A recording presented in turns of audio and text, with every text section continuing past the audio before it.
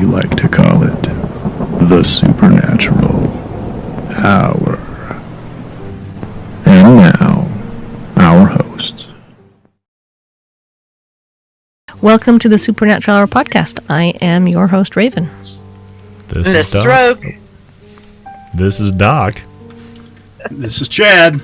All right, so our main topic for today is one I've heard of this before, and I've watched a couple different YouTube videos on it, and I found it very interesting. It's the 1518 dance craze. A.K.A. the Dancing Plague. The dancing plague. It sounds happy.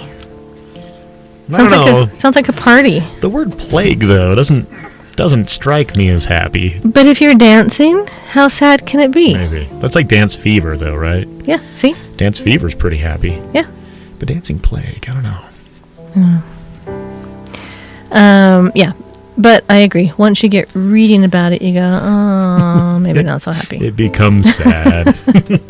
No, it's a sad thing. So the interesting thing, and I didn't know this, I kind of thought this was a one and done deal. So one of the things about this podcast is I learn stuff along with you guys. Oh, yeah. We all do. I'm not an expert on everything. I don't let my kids know that, but, you know.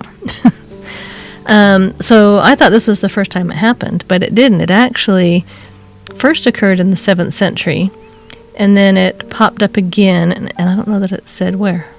I've got some names and dates if Do you? you're interested. I mean, I have a few dates. I couldn't find a date for the 7th century. So there was a town called Kilbig, K-I-L-B-I-G-K. I'm not exactly sure in Europe where that is. Saxony. That was in 1021. There was Erfurt, which was in 1247. Aachen, A-A-C-H-E-N, in 1374. Augsburg in 1381. And this one I'm going to murder. Schaffhausen, 1428. Strasbourg, which is the 1518 plague, which is the one we're talking about. That's the notorious one. And Basel in 1536. So there's a number of different dancing plagues that have happened throughout Europe. It was kind of interesting. So I like Raven said, I had only heard of the one, and I found out about all of these others. And there was one in 1237 this is the one in Erfurt. It was a group of children that danced continuously while they traveled between Erfurt and Arnstadt, about 12 miles. Just these kids just dancing away. It's a long dance routine. And they can't stop. They're compelled, can't stop. And then the one in 1278, 200 people were dancing on the bridge. It was over the river Meuse. If anyone speaks German and you're listening to this, we are so sorry. We do not. So the river Meuse in Germany, this is where we need Lurch to help us do this. And they caused the bridge to collapse.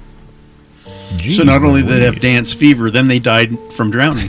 Then they got hypothermia. Right. So it wasn't the hot blood that got them. Jeez Louise. Yeah, there was another one that I saw happened in Italy in the 15th century where a woman was bitten by a tarantula, and that was the impetus that made her dance uncontrollably. So she was like Spider-Woman. Yeah, except for her powers were not being able to stop dancing instead of, climbing up buildings and stuff. That kind of sucks.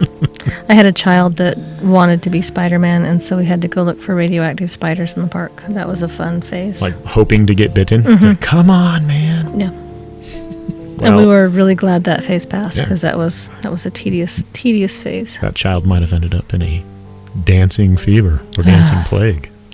But so the one that you said was with Erfurt to some other place that was like 12 kilometers or 12 miles? 12 miles, 20 kilometers. It was between the town of Erfurt and Arnstadt. And that's in the same area, I believe. I saw another one where they talked about that as Hamelin, the town Hamelin in Germany. And Hamelin is the town of the Pied Piper. Ah. And this is one of those things where they are talking about that it's probably part of that lore as the Pied Piper and the children with this dance craze, the dance plague, and leaving with the Pied Piper. So that one's kind of interesting if you've heard of the Pied Piper of Hamelin. That may actually be rooted in a dancing plague. Yeah. Interesting. And I've actually been in Hamlin, and it's kind of interesting because they've got little street signs and they've got little pictures of the Pied Piper everywhere. It's kind of a little bit of a touristy connection, but it was a very beautiful old town. Historic 1500s, 1400s look to a lot of it, and yet modern in many ways too. Very cool. But tonight we kind of want to focus most on this 1518 in Strasbourg, France. Did you notice they're all kind of in that same area? Western Europe? Just kind of in that Western England, France, Germany area, Netherlands. Mm-hmm. And in a fairly close time, in history.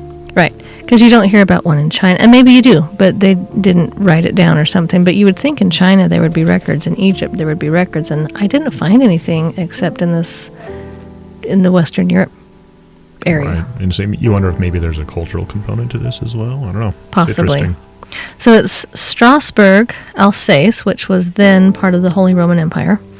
There was a woman named Frau Troffer, and she began dancing in the street, which doesn't sound like a big deal, but she had an agonized look on her face. And at first, people didn't think much of it. There's Frau. I guess Frau wouldn't be her first name. Frau in no. Is Mrs.? No, but this is in France, so never mind. So they're like, oh, there she is. She's dancing. She's having a good time, right? But people came out and they were kind of laughing and gawking at her and clapping and, just kind of, oh, here she's having fun. Busting a move. Looking awesome. But she danced continuously for 6 days. Right. And at some point they go,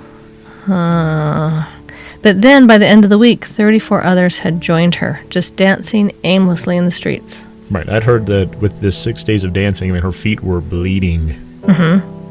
And they said within a month, there were said to be 400 dancers in total. Some of them danced themselves to death. Not the kind of dance party I want to be at. No. So this is, at this point, this is where the fun goes. Bye-bye. Right. And like you said, even with patient zero, if you want to call her that, she had a pained look on her face while dancing. Yes. And one report of people at the time in diaries said that up to 15 people per day died as a result of the prolonged dancing. And they think it's most likely due to a heart attack or stroke or some... Right, lack of food and water. I'm looking at Doc going, you're the doctor, help me, Why help would me. they die from this? Yeah, it's such an interesting thing, and you wonder, why on earth would someone have that compulsion to dance, literally to death? Yeah, overeating and drinking and the normal, Maslow hierarchy of needs. Yeah, exactly. Nope, dance. And just dance exhaustion. I would imagine that you get to a certain point Oh, yeah. that just the exhaustion would, Right. maybe not, I don't know if exhaustion can kill you, but just wear your body down so much that other factors are going to kick in. Right, so there is something that can kill you called rhabdomyolysis that people develop sometimes. These are people who are either on methamphetamines or people who do really excessive type of exercise, people that are doing triathlons and that sometimes develop this. And you get muscle breakdown from the continuous movement, continuous motion, continuous effort, and that little bit of muscle tissue basically clogs up your kidneys and they don't function anymore, and you go into kidney failure and you can die from rhabdomyolysis. And so that was one of the things I thought about is excessive motion, excessive movement, lack of water. Did they develop renal failure? I don't know. From a plausibility standpoint, I think it's plausible. I don't know if that's the cause. So I think the whole thing is sad, obviously. People uncontrollably dancing to their deaths.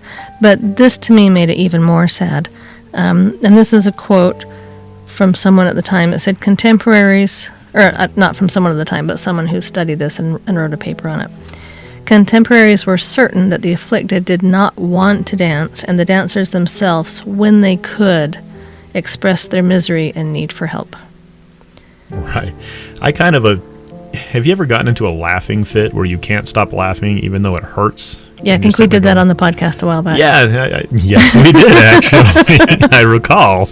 But you get to the point where you're laughing so hard that you want it to stop, but you can't. Mm-hmm. You know, I wonder if it's a similar feeling with this dancing plague where, you know, you hurt, but you can't stop doing the activity. You know, and I could imagine how hellish that might feel for 6 days straight. Right. To where I don't want to do this and I don't know why. And just the fear, too, of why am I doing this? What is happening? Now, the interesting thing is this is the late medieval period. And so, you know, you think of the Salem witch trials, which would have been roughly the same time period.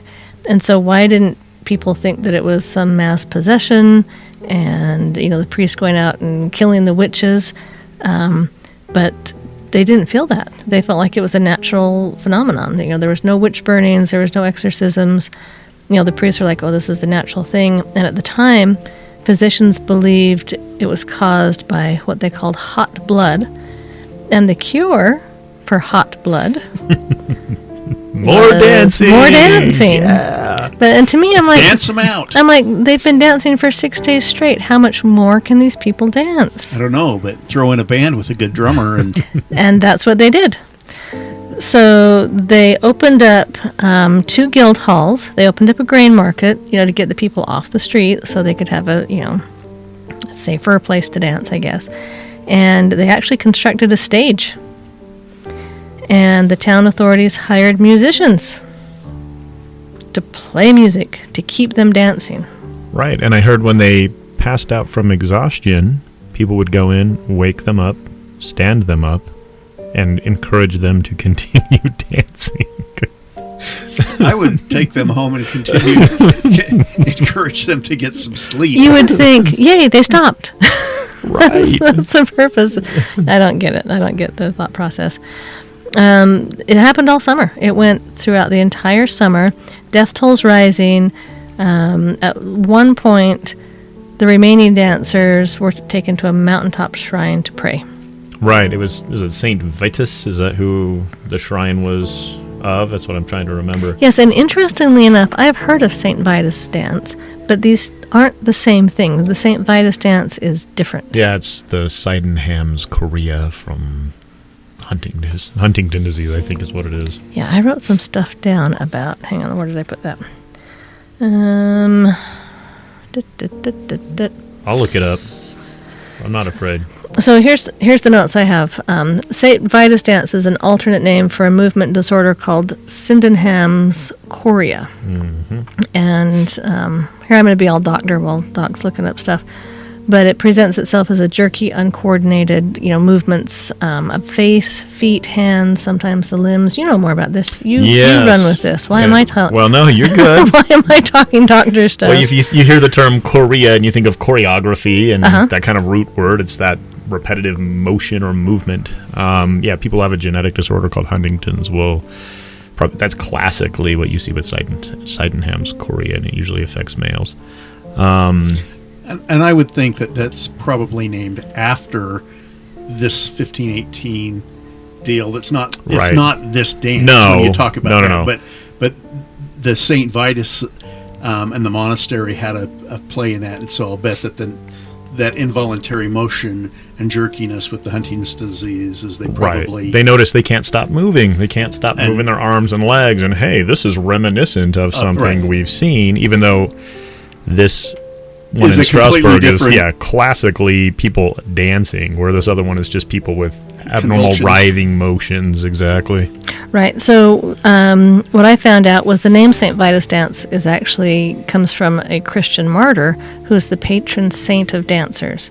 And in the late Middle Ages, which would have been roughly this time-ish, worshippers in Germany and Latvia would reportedly dance maniacally before Saint Vitus statues to celebrate his feast day.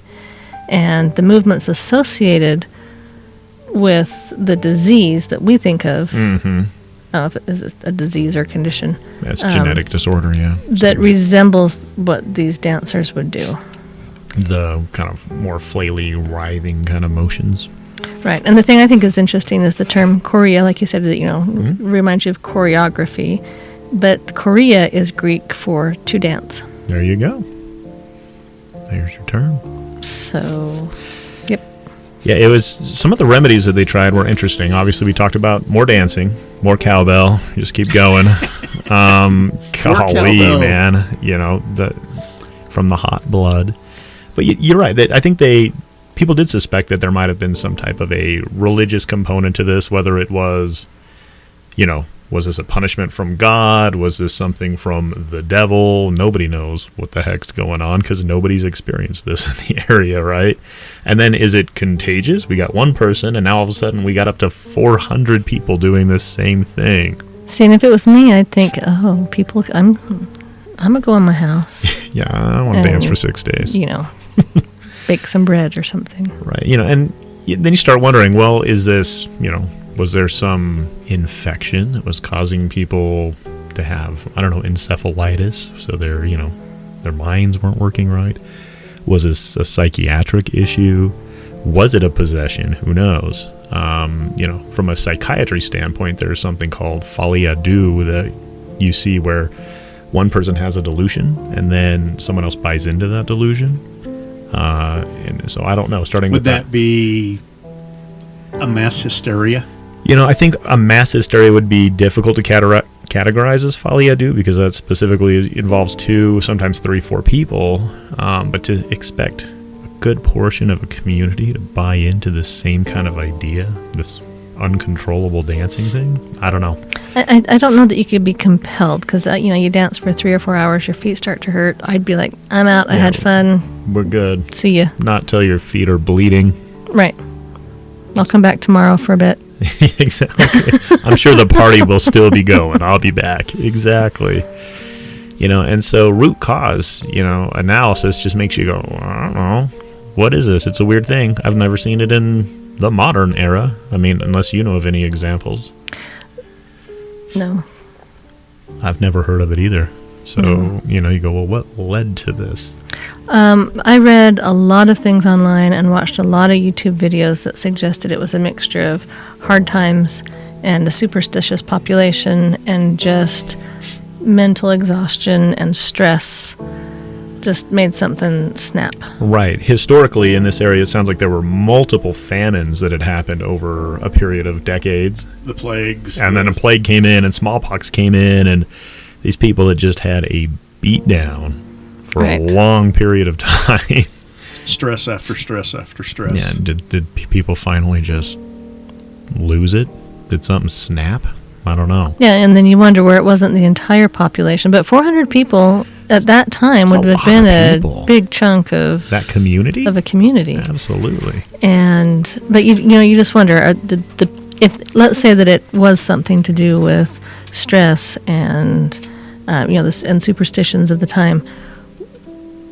Did it manifest in people who maybe didn't have, I don't even know how to word this, a predisposition to lose it, are the ones that lost it. Right. Maybe they tolerated stress a little less good than the others. Than everybody else. I don't know. But it is interesting because when you start thinking about, you talked about St. Vitus or St. Vitus and the statue, and, from what I was reading, what they decided to do was say, hey, we're going to rally these people up. We're going to go over to the shrine, and we're all going to throw a penny in. And it worked. People stopped dancing. You go, well, what does that mean? Right? Was this all on everybody's head? And it just spread like wildfire, that it just was somehow socially acceptable to dance till you die? I don't know. Weird. Right. And then when you made that little token move, something... Right. Switched off. And it was, from what I understand, the shrine was miles away. And so, if you're with a population that's superstitious and believes in curses, you may think that also they believe in penance, or they believe in, blessings. Mm-hmm. And this act of making this pilgrimage, you could say, to the shrine and making an offering at the shrine may have been enough to snap them out of it. Right. Just a visual thing that they could see, that maybe they had enough faith in that motion that it turned off. Some of the information I found think that it might be mass hysteria. We talked about that a little bit. and they talked about some of the different areas about mass hysteria, that the 1300s through the 1700s, mass hysteria manifests itself more in the idea of a demonic possession or witchcraft or plagues, that they did. But then in the 1700s, and that's part of the dancing plagues and those kinds of things in the 1700s, the 1300s through the 1700s. But from the 1700s to the 1900s, mass hysteria changed because people's stressors changed. The things changed around them, and they said that was more seeing mass hysteria kinds of things with convulsions and neurological complaints. And today, the mass hysteria from the 1900s to the present is more around nausea, vomiting, and those types of things. And you wonder if that's a cultural thing that has the shift in the... Right. I mean, the most recent example of a mass hysteria that I can think of was something that happened at a hospital where a patient came in and had some type of oily substance on their body and ended up with everybody feeling sick, nausea, vomiting. They took they removed everybody else from the emergency department, all the staff, all the patients, and I thought, wouldn't it be easier to just take the one afflicted person out of the hospital? But I wasn't there, so, sorry guys. But there was this big hysteria that staff members were sick, other patients were sick, and they couldn't figure out what actually happened. This substance that they were trying to blame it on was, I don't know, some type of an oil or cream for a woman who had cancer. It wasn't some caustic, toxic substance. But they didn't know. No, but they all just assumed it was making people sick, and everybody got sick. Yeah. Another really good example of kind of the mass hysteria is the girls with the Beatles and the fainting. And you'd see that, or with Elvis, where they would literally pass out. And just the screaming and fainting. And, again, one of those things where there's really not a physiological reason, but there's a physiological response. Right, to psychological underpinning, essentially. And I wouldn't say mass hysteria, but working at the hospital, I see pseudo seizures a lot, which are not true epileptic seizures. They're not people who actually have change in brain waves, right? But they're manifesting. The manifestation is usually stress-induced. People are like, I was really stressed out, that's why I had the seizure. Like, it's not really how seizures work, but that's how pseudo seizures do work. Right, and but if your mind tells you that, right. I mean, the power of the mind is incredible. And if you tell yourself, when I get stressed out, I have seizures, you could have some sort of a seizure. I mean, it might not be an actual seizure, but a seizure. And that's exactly right. And I tell people, this isn't epilepsy. This isn't an epileptic seizure, but I don't think you're faking it. Some people do. Some people will fake things, for secondary gain. They're trying to get things like medications or whatever. But there are other people who are just victims of that psychiatric process. They have a mental condition that throws them into seizure-like episodes. They're not doing it on purpose. They're not doing it for attention. And it's hard to reconcile that with people and say, hey, it's all in your head, but you're not doing it on purpose, right? Mm-hmm. That's a hard thing to explain to somebody. And the dancing craze may be something like that, where, hey, it's coming from your mind. That psychosomatic illness kind of thing, too. Yeah, it's psychosomatic, but it's not intentional, if that makes sense. So when I get stressed out, I just don't sleep and slam doors. Perfect.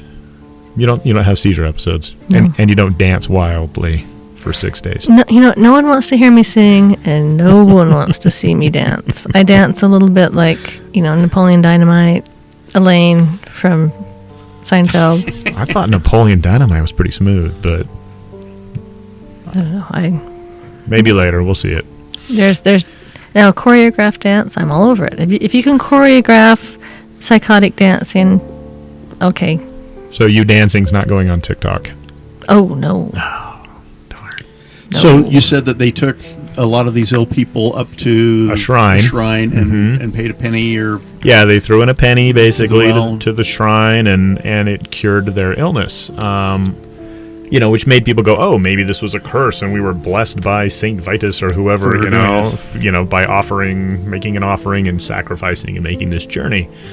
But really, one of the interesting things about this whole experience is, during that time when people acted strangely, it was, demonic possession, let's do horrible things to them until they break it, right? let's tie them up, let's light them on fire, let's do these things. Yeah. Or even let's medically let's release the humors. Yep. Let's cut them bleed open, do all of this And stuff. stick a leech on them. And what was so different about Strasbourg was the fact that the community was concerned about these people. And instead of just assuming that there was, that they were all just witches or there was some demonic entity at play, their approach was, well, what can we do to help them? What can we do? Well, I guess we'll make stages so they can dance safely so they don't get hurt. Move them inside and give them protection. We'll talk to doctors who tell them to dance more. But they need little red shoes for these people. That was one of the things that I did read is that, as a community, they came together to make shoes so people's feet wouldn't bleed so much, I wonder how that was, trying to put those shoes on people Probably. that can't stop dancing. And Right. that's not meant to be cruel. I'm just literally, It's probably a tough thing to do. that was probably hard. But, in a time where everything was so cruel, you think about, this whole idea of, what did they do to these people that they thought were possessed? Everybody came together and they were trying to find solutions because they cared about these people. And it was kind of against the grain for that time. When you think about medieval, the first thing that pops up is like torture devices and things like that, right? Right. That's what people think about. And if they didn't understand it, it scared them, which still holds true to Yeah. a certain point today, but Right. especially back then, because they didn't have the science that we have now. Right.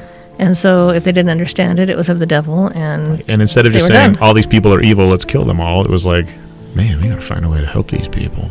Right. Now, one thing I find is interesting is, and they didn't do this at this time, but, as people through the years have researched this incident and tried to, so just spoiler alert, they still don't know exactly what the cause is. That everything is still, it could be this, it could be this.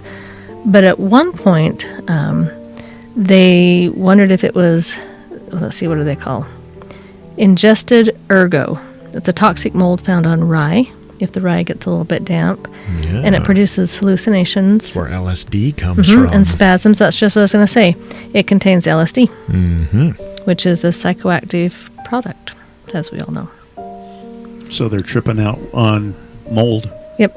They said it's structurally similar to lysergic acid. Which is LSD essentially as well.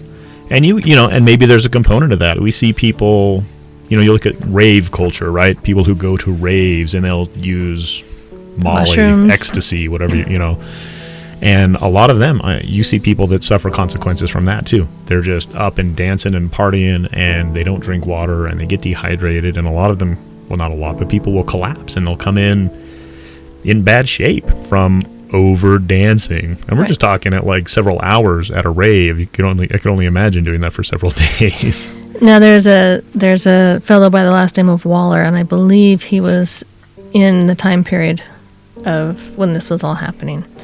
I'm actually going to back up just a second. An acid trip usually only lasts about 24 hours. Not that I know from experience, but per the internet. So that doesn't explain why they would dance for weeks and months at a time. Right. But this fellow named Waller pointed out that I guess they did know a little bit about the mold, that mold wasn't good for you to ingest. They didn't know that it was basically LSD. But one thing that Waller said was that this mold typically cuts off blood supply to the extremities, making coordinated movements very difficult to do. And so that's another reason why some people go, maybe it's this mold, but maybe Right. Maybe not. But if they were dancing, that's different, right? Than just Yeah, and also Shocking. it has a hard time to, if they have famine, there might not be the rye around to get moldy. right. And there were several And then families. other people say, but they were keeping every single bit of food they had, so maybe it was old rye, and Right. that's why it was moldy. I mean, nobody knows. A lot of interesting theories out there. One of the things where you talked about that they took them up and how they treated it, one of the things that I was hearing is how they treat hysteria, mass hysteria now, and what the things that they want to do. And they say separate the ill from the well. Right. Okay. Which it sounds like they did by taking them up to the The shrine.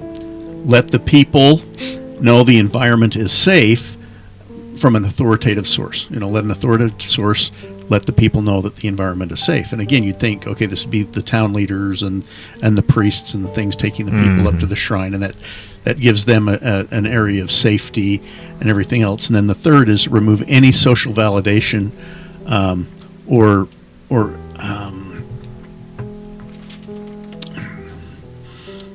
I can't even read my word, or reinforcements by the people that are there with them. Keep them from helping perpetuate the hysteria, and not promoting it as far as go on, but perpetuating and helping to perpetuate. That may be where they went wrong in Strasbourg. That's at that Right. point you need to, I mean, it's kind for them to make them the shoes, but maybe that added to And the the hysteria. stages, and to hire a nice little band to come in and play for them, but you validate it too.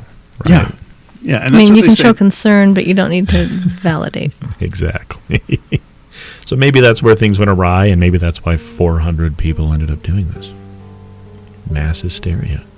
So, interestingly enough, when I had heard about this before, I thought it was just the one incident, like I mentioned before. In doing the research, there were some earlier incidences. Turns out there were some later incidences. That's hard to say that many times in a row. Incidences. You nailed it, though. Barely, by the skin of my teeth. There were some that happened in the 16th century in Switzerland, so still in the same area. But then we start to branch out. From 1973 to 1978, there were actually 6 outbreaks of a kind of dancing plague in factories located in Singapore. And the factory workers' symptoms included screaming, trance states, and unprecedented levels of fear. So not exactly the same thing, but close enough, it's similar enough that they mention it in several different topics when they talk about this 1518 dance. And then it says the most notable recent case of dancing plague occurred in 2011, and this was at the Leroy Junior Senior High School in upstate New York. And in this case, there were 12 teenagers. They were girls, 12 teenage girls that began twitching as though they had Tourette's. And authorities came in and they ruled out any source of infection or poisoning, and they concluded it was mass hysteria. And they named it, in this specific incidents, they called it mass psychogenic illness. But you don't hear as much about these because they didn't dance themselves to death, 400 people. Mass psychogenic illness. So That's an interesting topic. I'd heard about it a little bit, but I had no idea how pervasive it had been over time, and kind of the some of the possible causes. the interesting thing about getting ready to do this podcast, like I said, I had heard of this before, but after hearing little snippets here and there, and the couple little YouTube videos I had watched, I thought it was poisoning from the rye. And I thought, but as I did research for the podcast and looked more into, these other cases, I'm kind of leaning more towards a mental breakdown. I think so too. More a psychosis than a Drug-induced. biological. I think the cure is what kind of tips me off. It's like, you went to a shrine and prayed to this patron saint of dancing, and all of a sudden you were cured. You're healed. Yeah, that sounds to me psychology based, not necessarily. I mean, people can say, "Oh, it's religion," right? But I think it was that act of them doing something to break it, to break the Right. curse, and then it was broken. And you get one person that has a breakdown, literally, and starts dancing uncontrollably. And maybe the attention fed that a little bit. And then people are thinking, oh, this isn't just a lady having fun in the street. There's something wrong because this is going on for days. And then that worry of, is this going to happen to me? And there is that, the fear in the time of, the witch trials and possessions. And then they worry, am I going to get burned at the stake because I'm doing this? And just, just everything. I think it's, my personal opinion is it's stress-induced psychosis. Yeah, they had some hard times. Lots of hard times. Yep. I think that if I was making a conclusion, I would say that as well. The power of the mind. Oh, the power of the mind is crazy. Well, thanks for listening. And last but not least, get your Supernatural Hour swag at advancedparanormal.com. We have a lot of different items there, including tapestries, mugs, shirts, stickers, you name it. So check it out. It's pretty great. And then just a shout out to our friends, folks that support us a little bit. Barbary Coast. They've got a really great little flat iron steak, Oteos. Utah Freeze Dried for Pets, Castle's Nature Studio. We are actually going to get Castle to take some advanced paranormal photos of our team members. Make us look fancy. That'll be nice. So when we get those, I'm sure we'll flash up a few on our Facebook page and our webpage, on our TikTok. And then Backcountry Off-Road Adventure Rally. Bore. They are, if you're into jeeping and doing service projects, they are your group. They're a really great group of people. Stay spooky, my haunty friends. Have a good one. Hey, have a good night. And I don't know what happened to Rogue, but I'll do this for her. Love you, Nicholas. It sounded just like her. Wow. I know, she doesn't have a high squeaky voice, but I just needed to differentiate it from me. She's going to roll her eyes when she hears that. Probably. You've been listening to the Supernatural Hour at AdvancedParanormal.com. The Supernatural Hour is part of the Radio Ronin network found at RadioRonin.com. Copyright 2021 by Advanced Paranormal Services.